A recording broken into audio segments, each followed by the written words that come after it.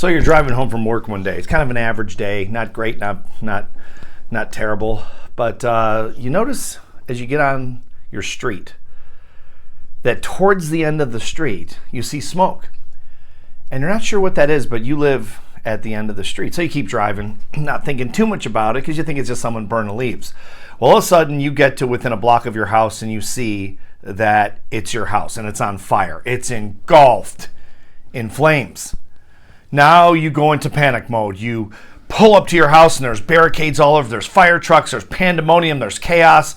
And you run up to the fire chief and you say, I've got 2 kids in the house. One's 4 and one's 6. Did you get the kids out of the house? It's a boy and a girl. Did you get the kids out of the house? And you're in total panic. Fire chief looks at you and says, look, we just got here. The house is half gone. There's nothing we can do. We really can't send anyone in. It's a suicide mission. Now, here's what I want you to do, the fire chief says. Sit down on the curb, catch your breath, and let's take this one step at a time.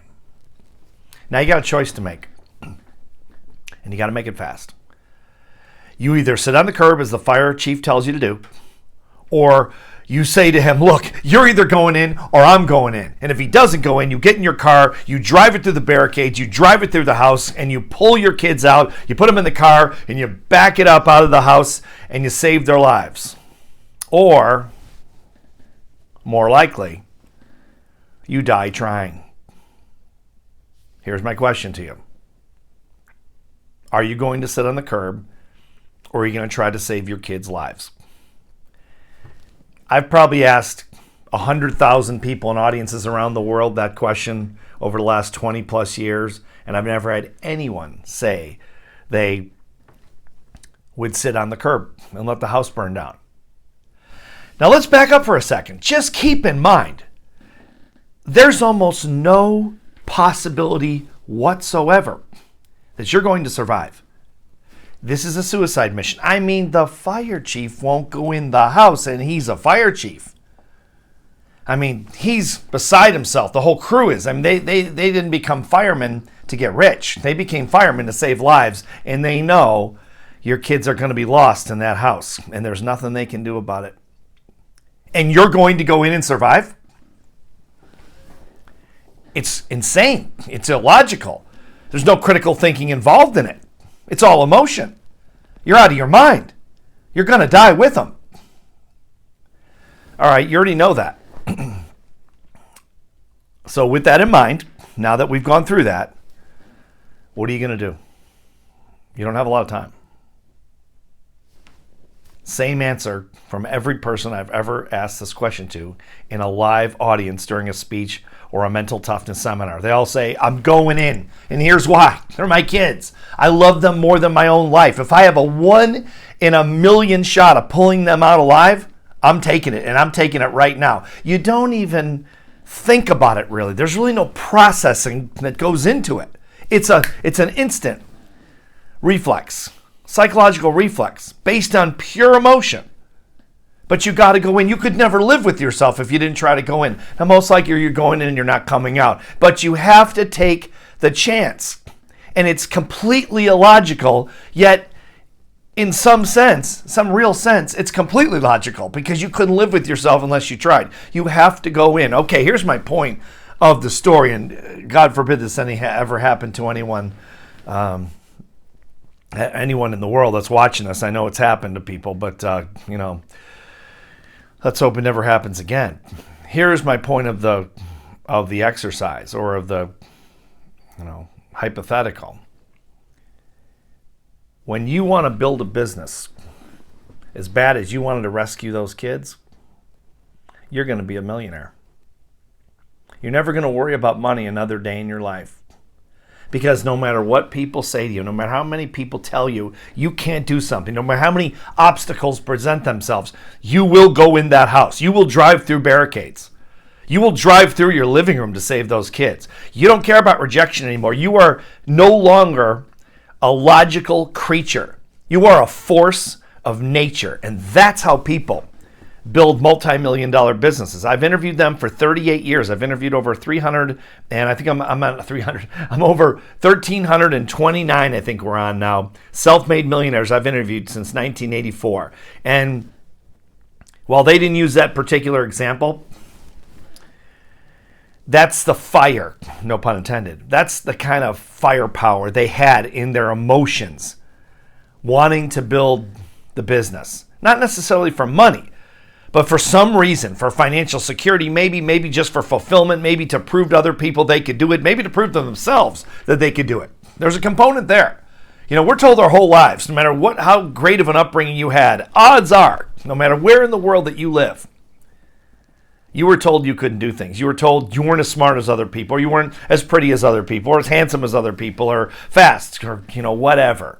We all have these negative things, and, the masses do that to try to protect young people, kids, and then young people. And they say, oh, don't get your expectations up too high. Why would I not get my expectations up too high in the first world where people in the third world would kill? They'd give anything to have our opportunity to have high expectations. Why wouldn't I have my expectations up as high as I could get them?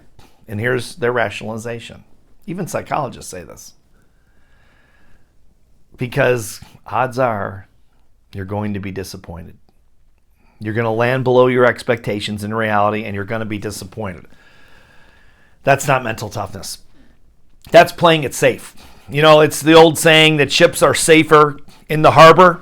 But that's not what ships are built for. They're built for battle. And that's where they belong. And so are we. So the idea is, the critical thinking question is what are you willing to die for? What are you willing to push yourself so hard that you want it so badly that you'll overcome any obstacle? And the truth is, if you're an entrepreneur, you know this. And if you're a baby or a new entrepreneur, baby entrepreneur, by the way, someone who hasn't made their first million yet as an entrepreneur. If you're a baby entrepreneur, emerging entrepreneur, or you're a seasoned entrepreneur, you know that the battle for this victory is not external. It's not financing. It's not warehousing. It's not technology. It's none of those things. It's you against you. Because the outside forces come at you left and right, and they all want you to do the same thing. They all want you to go back to the status quo. Stop pushing the boundaries. What is wrong with you? Why in Australia they call it tall poppy syndrome, and like the poppies are in the field, right? And one pops up, and the first thing the other poppies do is they cut it down, right? They shut it down because they want you to play the status quo. Because when you don't play the status quo, when you don't go for your ultimate dream, it makes them feel comfortable because they're not going for their ultimate dream. But when you do, oh well, then you become a mirror to them. Now they have to look at you and say, why don't I have the guts to chase my dream? What's wrong with me? You make them feel bad. They don't like that. So what do? They reject you. They try to get you to come back. So it's a psychological game, which is why mental toughness is the ultimate skill for entrepreneurs. And that's why one of the reasons I've studied it for so long, and I've used it to build businesses for 35 years around the world, because it's the one thing that will make or break you. That's it. All things equal. Mental toughness is the key skill. You got to know what you're willing to fight for. You got to know what you care about so much that you'll put your time and your energy. And when you fail over and over, as most of us do as entrepreneurs in the beginning, you just keep getting back up. You're not embarrassed. You just keep getting back up. And you get to the point sometimes as an entrepreneur, most of us do, that you fail so many times, that you're not even embarrassed about it anymore because you're beyond embarrassment. I don't know if you've ever felt that before, but I have. You fail so many times, you're just not embarrassed anymore. You're just not thinking rationally anymore. You just keep moving forward because you know darn well that your day's coming. Your day's coming. It may not be today or tomorrow, but it's on its way, and you know it. Because when you're a force of nature like that, there's really no way to stop you. Not over long term. Short term, yes. Long term, no. So something to think about. Do you want it that badly on a scale of 1 to 7? Obviously a 7 when you were going to save your kids run into a burning building. But do you want your business that badly? And if it's not a 7, is it at least a 6? Because if it's not, you're better off getting a job. Because this is a battle that takes that kind of desire. But if you have that desire, you can win.